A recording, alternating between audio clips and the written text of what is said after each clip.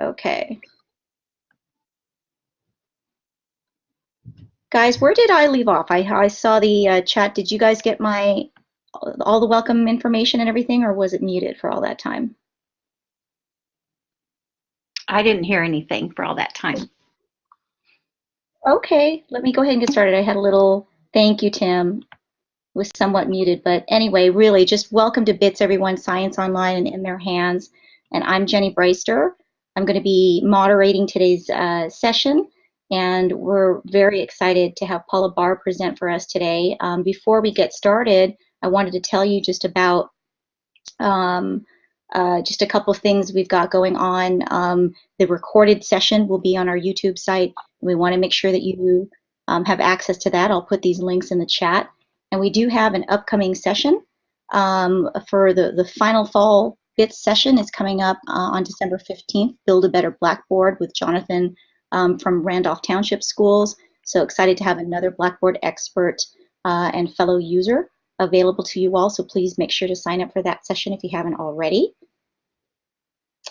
And with that, I want to introduce Paula.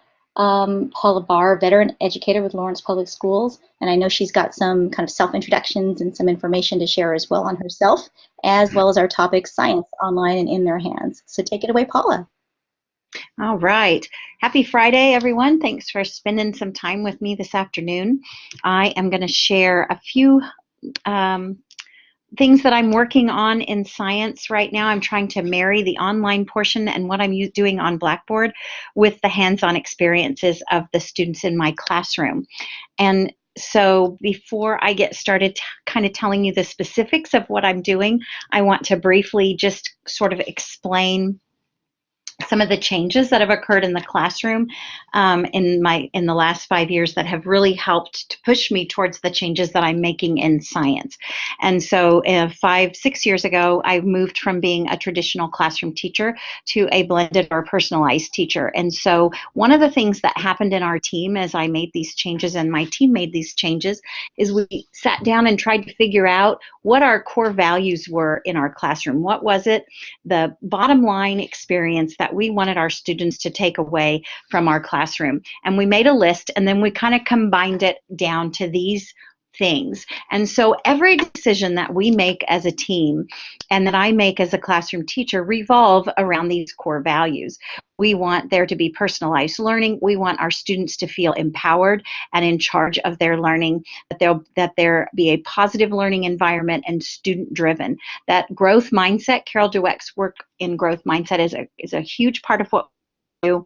We want high engagement, flexible space and time within the constraints of our school day and brick and mortar school. And then also just a passion to inspire that passion in our students for discovery and investigation, learning and creating and designing on their own. So with those core values in mind, we also had to look at what reasons we had to even make changes in the first place.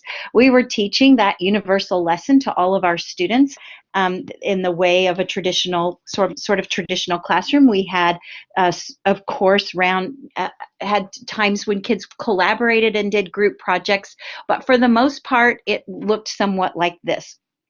And so we started to look at why we needed to make these changes. And in this picture, you see some of the reasons that we came up with. We felt like we had those kiddos in the front of our room that, you know, you have your hand on their shoulder and you're saying, okay, honey, here we are. This is where we are in our paper. You need to follow along. And then those kiddos don't know where we are and what they're doing because they're our Swiss cheese kiddos. They have holes in their learning because last year they didn't get what they were supposed to get because they were not there yet. And so as the teacher taught that universal lesson, they weren't there and they were missing out. And even with all of the work that we did and trying to bring them up and up to grade level, they still were missing things. And then we had the kiddos in the back of the room they're eating their erasers because they're so bored. They did this 3 days ago, 3 weeks ago, 3 years ago, and they can't believe that I've spent now 5 days on this lesson. And then there's kids that just learn better through technology or through social situations, in whole group situations and small group situations. And so we wanted to think of a way and looked at all the models out there to try to think of a way to make some changes that would meet the needs of all of our kids. So to take a peek inside of our classrooms, some of the changes that we made were furniture. These were changes that were, of course, decided by our district, but some of the changes we made personally. So the first thing we decided is we weren't going to have a front of the room. And then after that, the changes just sort of fell into place. We have round tables that our students all sit at. They are not whiteboard tables, but they can write on top of them, and baby wipes take it right off, it seems.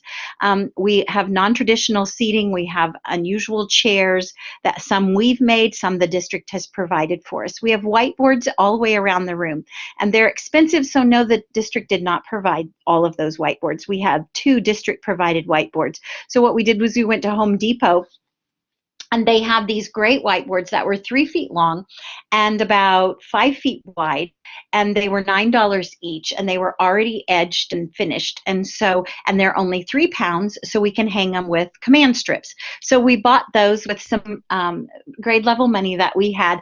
We've spread them all around our classrooms so that as students are working collaboratively, they can go to any whiteboard in the classroom and go ahead and lay out their thinking on the whiteboards. It's really helped a lot.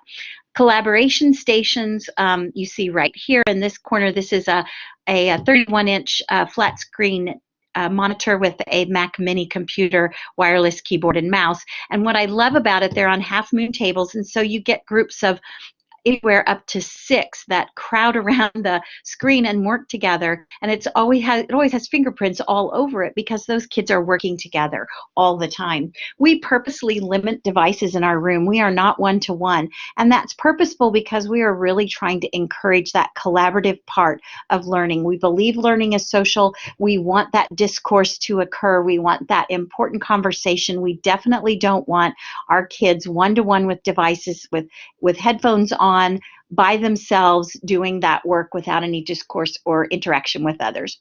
So we limit those devices that requires them then to work together. We streamlined our classrooms. We got rid of lamps and bathtubs and couches and chairs, and not that those things are bad by any means, but we wanted a classroom where kids could throw themselves on the floor and spread themselves out if they needed to and not be encumbered by furniture that was just in the way. We tried to think to ourselves, this is their classroom, not mine, so my stuff is not, I had this beautifully Pinterest-inspired, personally pleasing classroom that was pleasing me. And yes, it was cute, but it was all about what I liked. When I got rid of all of that and made it about the work that the kids are doing and the spaces for them to work, it just changed the total atmosphere in our classroom. So just to give you that little bit of background about just sort of briefly how we made some changes, and I want to talk just for a minute about sort of what we had to do to get our students to be self-reliant and independent enough to then talk about the science that I'm going to talk about next.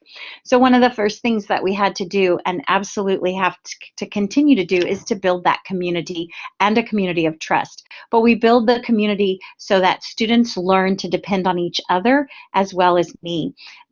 We have found that by having students learn to coach and teach each other, we are not the only teachers in the room, and certainly by far not even the best teacher in the room, because they can often teach each other things and in a way that makes better sense than what we can do. And so we definitely wanted to make sure that there was that trust. The kids trusted each other, but where there was also trust between us and the students. Collaborative skills are extremely important. Lots of folks in our building use specific collaborative, like the Kagan collaborative structures. And however you get there, the collaborative skills, the specific skills on how to be an effective collaborative group are kind of crucial to then asking your students to do the majority of their work in a social situation. So we work a lot on those at the beginning of the year. They also have to be taught how to coach. I don't know about you, but my kiddos do not walk into the classroom effective collaborators or effective coachers. They're just like, write the answer. It's right here. Just write a 5, dude. And I want to teach them that you have that in order to be a coach, there's more to it than here's the answer. So we do that. And then we also have lots of work with devices in non-challenging and sometimes non-academic ways at the beginning, because I want to introduce those devices and then teach them the difference between devices for play and devices for work. And we introduce devices and the specific apps and programs we're going to use in pairs and small groups so they can help each other. Troubleshooting charts are all over the classroom. There's an example of a picture of one here that says I can't hear, and you will notice that the very last thing on that chart is Ask Mrs. Barr. So when they come to me, the first thing I'm going to say is, like, I can't log in on this computer, and I'm going to say, okay, what have you tried? And I want them to go through that list and have tried all those things before they come and ask for my help. I'm promoting that self-reliance, and that's especially important as we move into the maths and sciences. So from there, we work a great deal, of course, with Carol Dweck's mindset, because I need those kiddos to be self-reliant to move on to what I'm going to have planned for them. And then finally, I need them to be fairly independent, to be able to at least give things a try on their own. I teach second grade, so my kiddos are 7 and 8 years old, and I still need them to be able to be independent and do some troubleshooting on their own. So how Blackboard supports all of that? Well, first of all, as you know, as Blackboard users, that Blackboard houses all the information that I want my students to learn, the video clips, the links, everything I want them to access. It helps me to organize as a teacher. It's like my plan book, but it also helps me to organize for them what they're doing, and also to have their assignment choices and paths organized as well. And then, of course, all the features that are available I can use. It allows me to differentiate for the different levels of students that I have, and it allows my students then to have a personalized path. So now that I've kind of given you the background, I'd like to talk about now how I put this all together so that I can ensure that my students are using the online resources. They are also having lots of hands-on experiences, and at the same time, they're accountable to me, but they're also having some choice in moving forward with science. So the first thing that we do definitely is we start with our standards, and so this is just a snap of our Earth systems, but the first thing we're going to do is take a look at our standards, and we break those standards down into topics. And so in my classroom, the teachers will come together, and we, in front of one of those wonderful whiteboards, and we put the topic at the top, and together our team of second grade teachers breaks down the topic, the main topic of what the standards are asking for, into the smaller pieces that we're going to teach. Then after we do that, under each topic, we break it down into the experiences that we want them to have. We're going to need to know what background knowledge that they need to have. Then we also want to break it down into the kinds of assignments and hands-on experiences we want them to have, and then what we're exactly going to build on Blackboard to give them the background knowledge and to also support them as they go through the process. And so this is just an example of Earth systems. This is a snap of our standards, and then here are the topics that the main topics we broke it down into. On Blackboard, we build a folder for each topic, and then within each folder is where we're going to put our assignments, information, links, video clips, etc. So this is an example then of what a creating background might look like.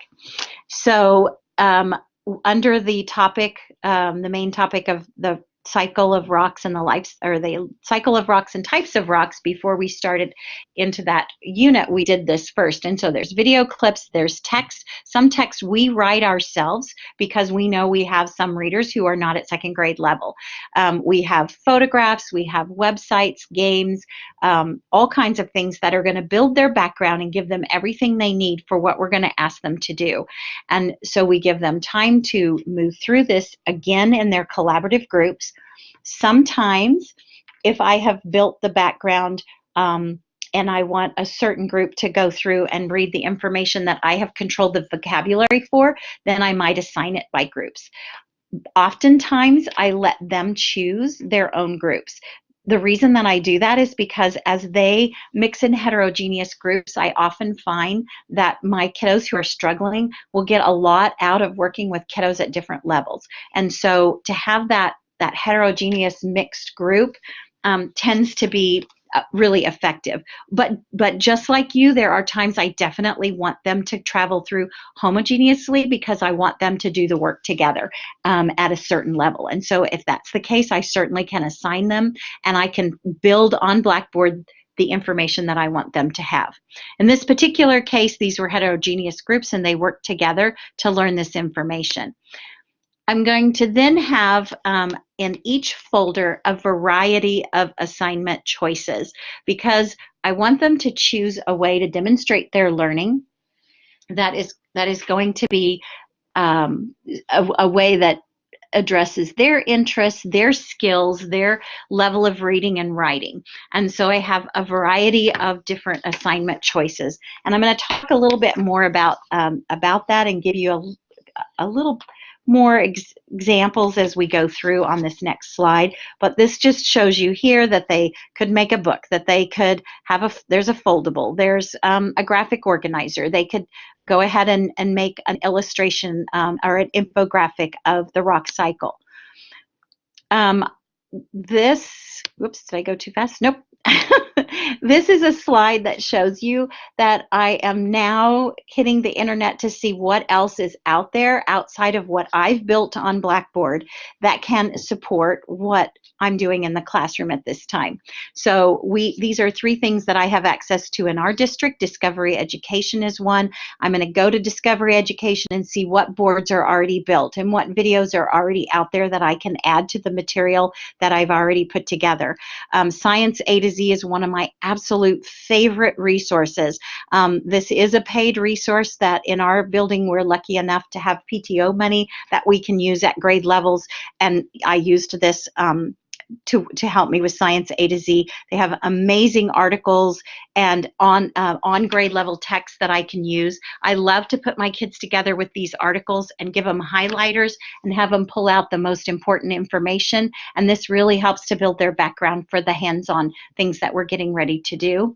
And Mystery Science is, we have this district-wide. We use this to support all of our science programs at each grade level. And so these are all hands-on with videos that the Mystery Science provides videos and then provides hands-on experiences. The materials are not provided. We do provide those ourselves, but they're not very expensive. Often they're paper or plastic cups or things that you can easily have parents donate. So here's another example of assignment choice. Again, when we were working with earthquakes, again, I want them to have a lot of opportunities. They can create a newspaper or brochure about earthquakes or safety. They can design and build buildings that could possibly withstand an earthquake and be safer, and explain to me how they're going to be a safer or stronger building. They can research and make teaching posters. They can make collages. They can research and report about actual earthquakes from history, develop emergency plans, create and demonstrate the effects, effects of earthquakes, the kind of damage that occurs, create a news story on video. There's so many things they can do. I give them a whole list like this. This is 3 out of like 15 on the list that they could choose from. But if they come to me and say, hey, we're learning about earthquakes and I just learned that different faults it has something to do with how the earthquake happens, and so can I do something on? Absolutely. And so I let them have the freedom of telling me, as long as it's within the parameters of what we're learning and under the umbrella of that Common Core Kansas standards, that yes, absolutely, you can do that if that's how you'd like to demonstrate your learning. I also try to give them opportunities to demonstrate their learning in various ways: writing, video, Google Slides. I try to give them as many different opportunities to choose a way that they want to demonstrate their learning, and then let them go from there.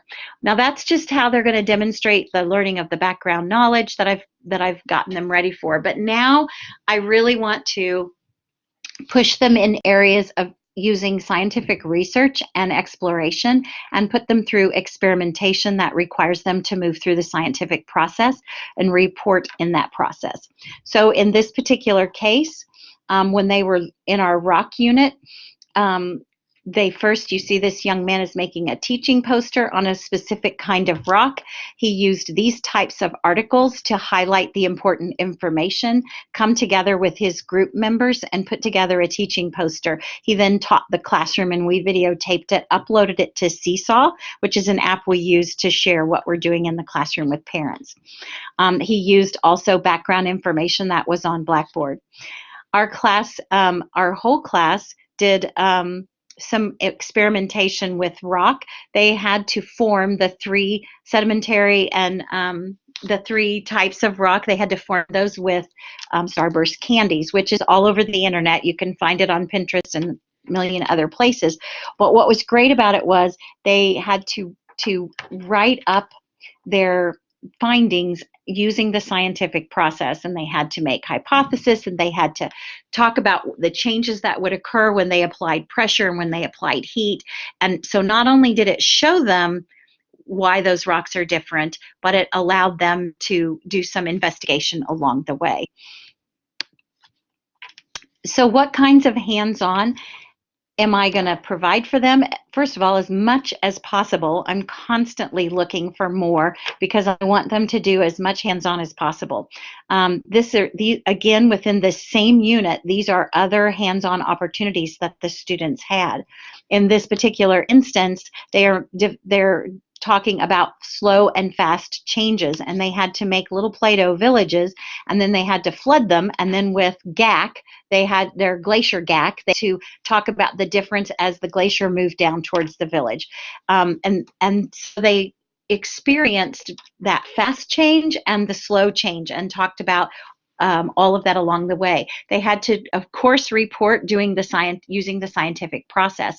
Here, this is a mystery science where they had to talk about how they had to show how sand happens, starting with boulders at the top of the mountain, and then each place down the river, tearing the pieces of paper smaller and smaller until they are sand. And again, they had to fill out and complete a report that explained, so they could show me that they understood how weathering occurred and how water impacted those boulders to cause sand on the beach at the end of that river.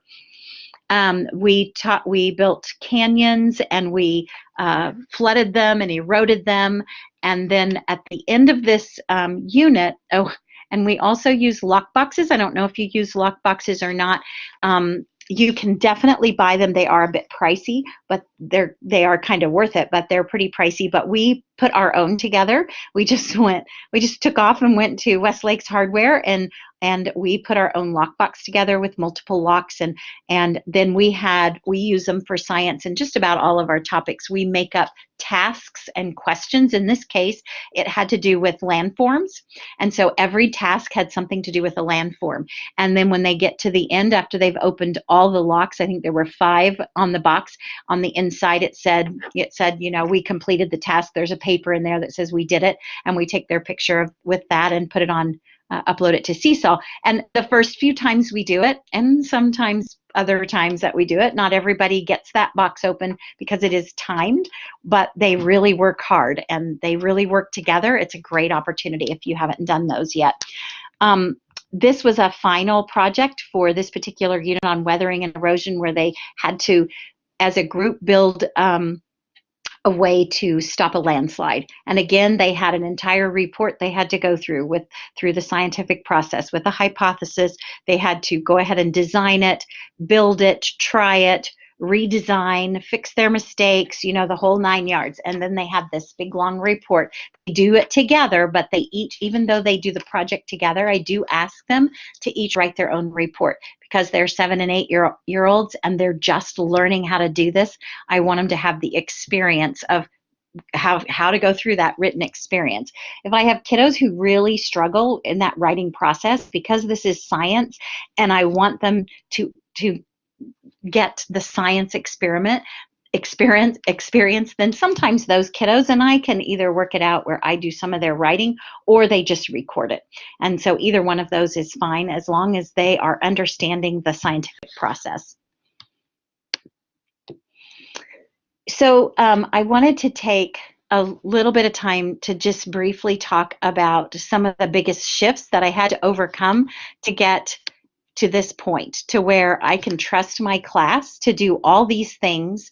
And sometimes they're in different places in the curriculum at the same time. It takes a great deal of organization on my part. I have to trust them with materials. I have to have everything out and have them come to me when their group is ready for their experiment and know they're going to get the materials and they're going to follow the directions I've uploaded on Blackboard and they're going to do what I've asked them to do. Does it happen beautifully every time? No. They are 7 and 8. They're kids. No, they make a lot of mistakes, but that's part of the process too. They may have a big disagreement in their group that they can't overcome. Well, that's a great opportunity to talk about that and talk about the collaborative rule. What can you live with? Because even as adults, we have those discussions where we can't all agree. But if a decision has to be made, we have to decide, what can I give up? What can I live with? And so we go through that. And do they make a mess sometimes? Absolutely. Guess what? They clean it up. I just teach them that it's okay. I'm not afraid of messes. If you spill sand all over the carpet, I'm not going to be upset. But here's the vacuum. So clean up your own mess. And they have to learn things like how to actually follow the steps that the teacher has given you and go through, because there's been kiddos who have had to do it again because they didn't follow the steps and they didn't follow the directions that were on Blackboard, or they didn't ask for help if they needed it. And so they had to go through and have to do it again. And then finally, I think one of the biggest lessons was that even though I trust you to do this on your own, I'm not a fool. And so I do check up on what you're doing, and I do take a look at what you're doing in your work. And so if your effort is less than great, it's possible you may get to do this again, providing more effort and maybe more information in your report. So I have very high expectations for the outcomes and for their written reports. And there's been some sad faces when they've had to do it over. But I feel like in the long run, what I'm teaching them to take their time and do it correctly the first time is certainly worth having them do it again. And they learn. Once they figure out where my parameters are, they usually stay within them pretty well. So some of the questions I get, or some of the biggest shifts that I've had to overcome, probably the first one was letting go of control. I don't know about you, but this is my 36th year as an educator. And I have to tell you that was the hardest thing for me, because for many years I was the boss. I was that traditional teacher who was in charge, and I spent all that time designing the lessons so that you would learn, and I did all the work of the teaching. And so to let go of the control and trust them to do what I'd been doing all this time was terrifying. First of all, what if they didn't do it and they didn't learn anything? Second of all, what if I let them go and it's total chaos and I've lost control of my classroom? Those things were pretty scary. And you know what I found out is that when I let go, some of those things happen, but in tiny pieces. So there might be a group that got out of control, but that's what I'm there for. I'm still in the classroom. I'm still the teacher, and I'm still guiding. And so I would talk to that group and help them to get back on track, and maybe have a conversation with them about how these group members may not be the best combination to work together again. And sometimes at the end of a lesson, or at the end of an experimentation, that maybe they didn't all learn it the way that I had hoped they would, I'm still the teacher. I can still step in and say, okay, so I feel like there's some holes in your learning, and I'm going to plug them, and here we go. Trusting the students to take control of their learning and not just sit back and let somebody else do the work, or not be in charge. I've got kiddos who are great bosses, and they like to tell everybody else what to do. Again, those are learning situations for me and for them. Me, so that I can learn how to guide them correctly, and them so they can learn how to be part of a collaborative group. Getting rid of all the stuff in my classroom was super hard, especially my 5 file cabinets that I'd been keeping everything in since the first year I taught. Why did I do that? I have no idea.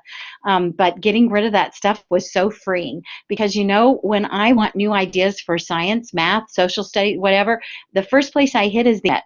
I don't go to those file cabinets because I want what's new, what's fresh, what's the most recently researched, and it's not going to be in my file cabinets.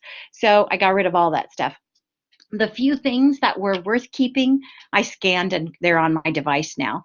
Technology was such a huge shift for me to overcome because I'm a 50 something woman and I was trying to understand technology that I didn't grow up with, and that there were many times I was super frustrated with the technology. And I just learned that you let the kids help you because they probably know more than you know, and it's okay. And if I don't get it the first time, that it's okay, and then that I model how to handle that. That there were a lot of days that I wanted to throw myself in the corner and cry, but I didn't. I pulled myself together, and with some degree of grace, I stood in front of them and said, okay, well, I really messed this up, and tomorrow will be better. And I showed them what we do when we fail. We don't fall apart. We just go on and make it better the next time. Allowing students to move ahead and slow down. Oh my gosh, this was hard for me, because what if they get way far ahead, and how am I going to explain that to next year's teachers, especially in math? Whew. And what if they're so far behind at the end of the year? I send them to third grade and they haven't had every unit or covered all of the curriculum. So I went to the third grade teachers, and I said, I've got some students who I can tell you they didn't get the entire last unit in math, and here's the standards they didn't get. But I can promise you, because they went slow and I was there to guide them, that they have the first 6 units 100%. I guarantee that. And they were like, that's fine. We would much rather have those students who really know what they know, and rather than those students who have holes in their learning just because you drug them along. Transparency helped hugely with both my students and colleagues and parents as well as I made these changes. I was transparent in front of my colleagues in that I was asked to present just 5 minutes every other staff meeting of what was happening in my classroom, because at that time I was the only person in the school who was making changes that involved technology, personalizing, and everything that comes with that. And so at first I could have just given them the rose-colored glasses view of what was happening and tell them everything was wonderful and fabulous, but I didn't. I told them the truth, and I told them how at the beginning it wasn't wonderful and fabulous, and there were a lot of days I wanted to call the people who gave me that technology at the district and say, come and get it, I don't want it anymore. And there were a lot of days where I made a lot of mistakes, and I shared those mistakes. But when I started to share the successes, like after I had shared weeks and weeks of mistakes, and they were thinking, well, why are you even trying this? And then I started to share the successes, and then I started inviting them in my room, and they would look around and watch these kids be amazingly self-reliant and in different places of the curriculum at the same time, and supporting each other and coaching each other. And they were like, wow, we want this for our classroom. And it had a huge impact on our building. Now we are all personalized K-5 in our building, and even our teachers that are special ed teachers, our gifted teacher, are all personalizing. It's wonderful. I had to have a lot of grit because it was hard for me to make these changes, and I feel like I wanted to give up a lot. I wanted to just say I'm too old to do this, which was kind of my feeling a lot. But I found out that if I made a mistake and things were bad, I just came in the next day, pulled myself up by my bootstraps, and just did it again. And it got better. And the kids, I think I really gave them the gift of, here's what you do when things don't work out. You don't throw yourself on the floor and have a temper tantrum. You pull yourself together and you just keep going. I shared my failures and successes. And I think the other thing that really helped me was I started with just one curricular area. I started with math, and then the next year, well, actually before the end of the year, I was having such success, I just did everything. But science especially was, math and science together were so successful using a personalized approach. So how do I plan for this? Well, I kind of went through that in that I have this amazing team. They are young teachers. Both are teachers who have been teaching less than 4 years. So they are brand new teachers who are so excited to have jobs, first of all, and then second of all, to get in the classroom and do their own thing. You know how exciting that is when you're a new teacher and their eyes are open and they aren't already set in their ways, and they're so excited to try new things. And so for us, you know, when I say, hey, I saw this great thing with science that included lock boxes and or water with cornmeal or whatever, their first thought is not, oh, how am I going to organize 28 kids and blah, blah, blah. Their first thought is, oh, yay, how can we do this? Let's plan it out. And so that's really fun to have that kind of support, but also to have that enthusiasm and excitement. So we plan together. Everything we plan together, and we execute it together, and we split up the work. This is huge because my first 2 years that I started to make these changes and became more personalized, I taught with two teachers who were just almost ready to retire, and they didn't want to make the changes, which I totally understood because they were in their last couple of years. But I was all by myself, and so everything I did, all the work fell on my shoulders, just me. And it was so much work. And so now when we plan a new unit and we are saying, okay, so we need to build this on Blackboard and this on Blackboard and this on Blackboard. I'll take this, you do that, I'll do this unit.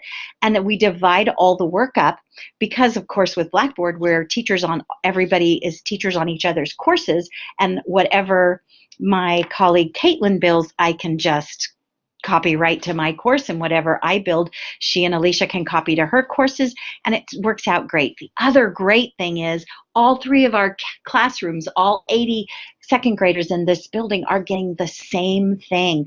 And so we have these learning pockets across the hall from us, and when we have mixed kids out there all the time, they just ask can we work in the learning pocket? And we say, sure. So kids from all three classes are out there, but I can go out there to see what's going on and I can help everybody. Or I can stop in, or a kiddo from my room can work with a kiddo in a different room because they're all doing basically the same thing. It's great. So the next question I get is, how do I assess my students? Because they're all over the place. And that's a great question. They're second graders, they're 7 and 8, so they still have paper pencil tasks to do. I still have quizzes. I still have the same types of MAP testing and Ames web testing that you probably have, maybe different names, but the same kind of standardized testing. I have all of that. I still, in reading, do running records every week. All the things that I depended on before, I still have. It's just that they're taking them at different times. So, for example, when you finish something in math or science, when you have finished that experiment and you've finished all the background knowledge and you've done all the experiences there and you're ready to take your test, then you just tell me, I'm ready to take my test. I hand it to you and you go off to a quiet place in the classroom or to the pocket and you take it, and then you come back. And it doesn't matter to me if I've got 5 ready or 10 ready, because when you finish this, you're just going to move on to the next folder on Blackboard and do the next investigation. Of course, that means that there may be students who don't get to every single investigation. Again, you work through that. Which are the most important? What is the core that these 5 kids have to have? Because I know they're not going to get to everything. And so you may have to help guide them through the core learning that you want them to have. So how time consuming is it? It is very time consuming. I'm not going to sugarcoat that for you and say, oh no, it's a piece of cake, because it's not. But the great part is that once I've built it on Blackboard and once I have it, it's there. And so I don't have to rebuild. What I find I do is I add and take away each year. Oh, that wasn't very successful, I get rid of it. Or, oh, this was great, I'm going to add it. But I don't have to start from scratch. And I find my resources probably where you do. I hit the internet and I want the most current, most recently researched stuff that's out there. And so I hit the internet. And the best way I've found to communicate with parents about the change in my classroom is to simply give them an opportunity to see it. I do that a couple of ways. First, I have a Facebook page that's just for my class. It's a private group for them. And I post pictures every day of what's going on in the classroom all the time. It just takes a second with my phone, and I try to post a couple of pictures every day. The other thing that's been extremely powerful and has made parents my #1 best advocates is simply to invite them in. And so what I've done is I don't start until usually November, December, or after the holiday break. And I pick one day a week that is open, that my classroom is open for parents to just drop in. Now, I'm not crazy enough to have them just drop in and out of my room the entire day. That would make me crazy, but I do pick an hour in the morning and an hour in the afternoon. And during that time, they have to sign in at the office, but they don't have to call and tell me they're coming. They just drop in. And I tell them that when they come in, I want them to sit next to their kid, and whatever their kid is doing, that's what they get to do. They can do it with them, they can help the group, they can be part of what's going on, they can watch whatever they're comfortable with. And at first, the first time that I opened the classroom up, yes, I had 12 parents standing in the back of my room talking to each other. It was very disruptive. But you know what? I expected that, and it was okay. It was only an hour out of 1 week. It didn't kill me. And so then after that was over with, then they just kind of came, and some never came back. Some came once a week. Some came once in a while, and they would just plop in and sit down next to their kiddo. I had a mom once who said, I really want to come, but I have an infant, and I'm just not sure I can get a babysitter to come right now. And I said, well, come in with your infant and we'll see what happens. If the baby cries and it's a huge distraction, then don't come back. If it's not a problem, then we won't know unless we try. So here she came with this baby, and the first couple of times she came, the baby never made a sound. But later, when the baby did make sounds, the kids would look up and they'd go, oh, yeah, Cooper's sister, whatever, and they'd go right back to work. It was not any big deal at all because they were so engaged in what they were doing. And so having those parents in my room, they would walk out and they would say, oh my gosh, they know what to do. You don't have to tell them. They're all doing different things. And they became my advocates for what I was doing. And they became my greatest supporters for what was happening in the classroom. The last thing I'll answer before I open it up to questions, if you have any, is homework. I've had a lot of questions about, yeah, but how does that change homework if they're all over the place? And to be honest, of course, I have 7 and 8 year olds, but I've pretty much done away with homework. Number one, the research out there is showing that it may not be as effective in moving students forward in their progress. But the main reason that I got rid of homework is because from the minute they walk in the door until the minute they leave, I am working them so hard that I feel like they have other activities after school, like soccer and dance and all this other stuff, or they have pressures in their home lives that are so overwhelming that for me to give them homework is just not necessary and one more added stress to their lives. So I've taken homework away, but believe it or not, many of them have homework, but it's homework that's authentic because it's homework they want to do. They walk out the door and I hear them say, hey, I'm going to get on Blackboard at home and I'm going to finish this part. Or I use Google Slides a lot because they can work on them simultaneously from their homes. And I'll hear them say, hey, I'm going to go home and work on our project. If you get on at the same time, we can finish it together. And then they don't all have access to internet at home, which is absolutely okay. I'll even have some who will say, Mrs. Barr, do you care if we come early tomorrow?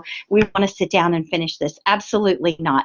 Sometimes before the bell rings, I have half my class already with devices out and projects spread out, and they're already working on what they need to get working for the day, and I haven't said anything to them. So the homework is because they're highly engaged and highly excited about what they're learning. So I could probably talk about this for maybe another 2 hours, but I'm going to stop.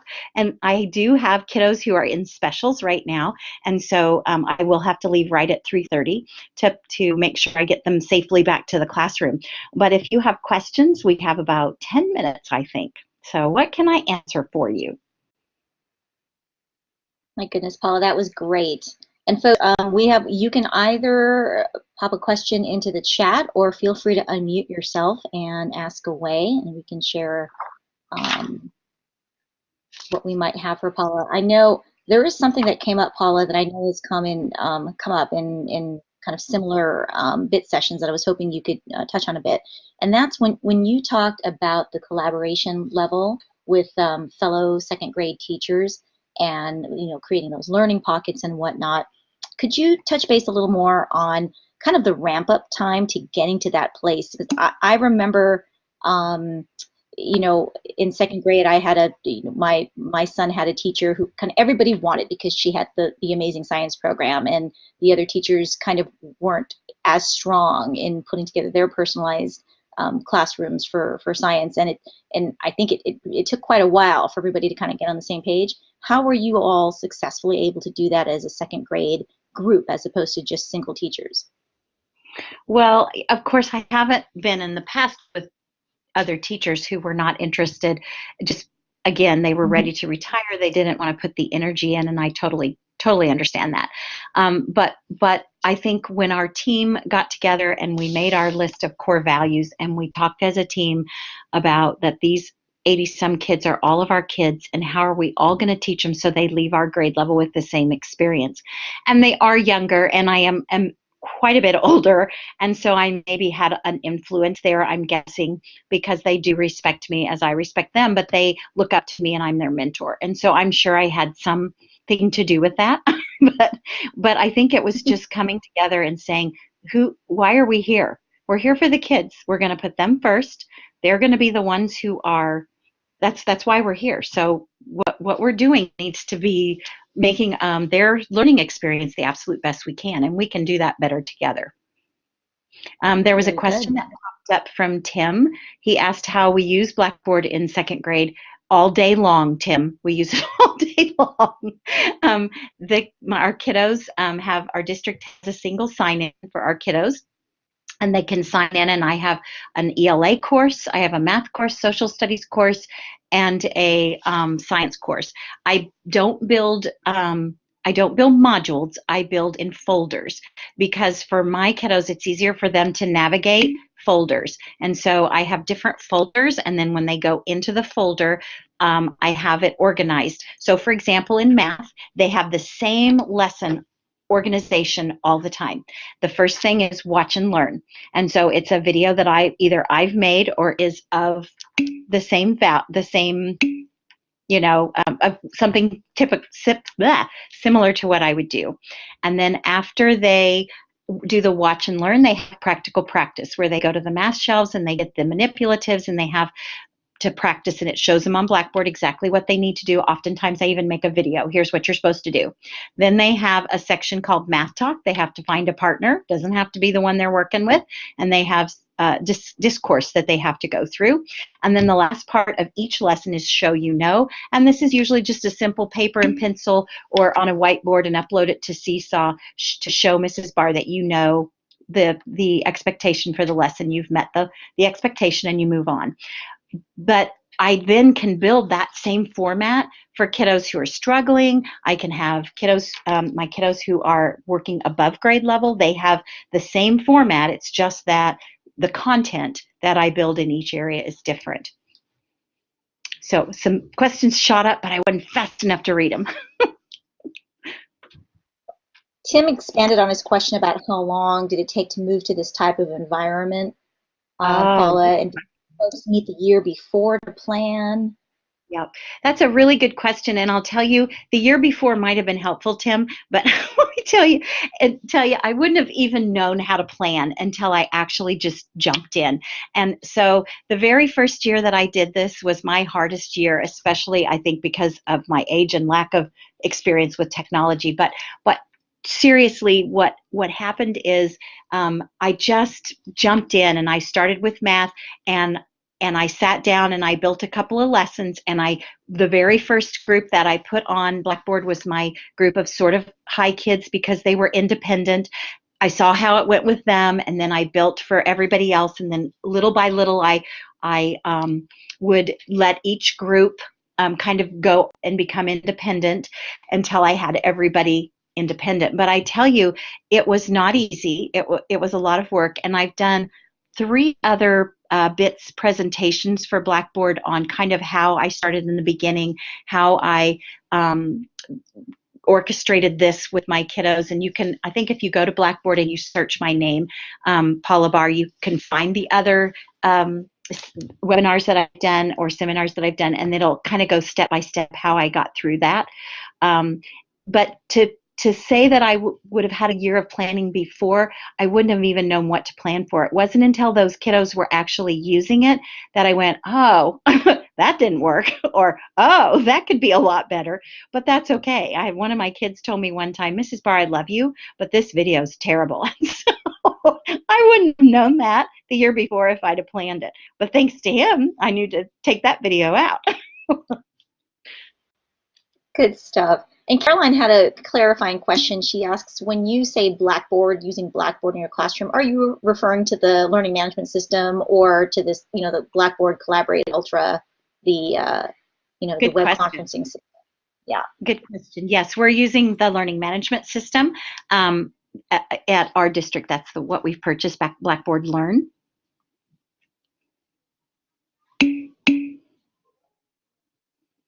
Very good.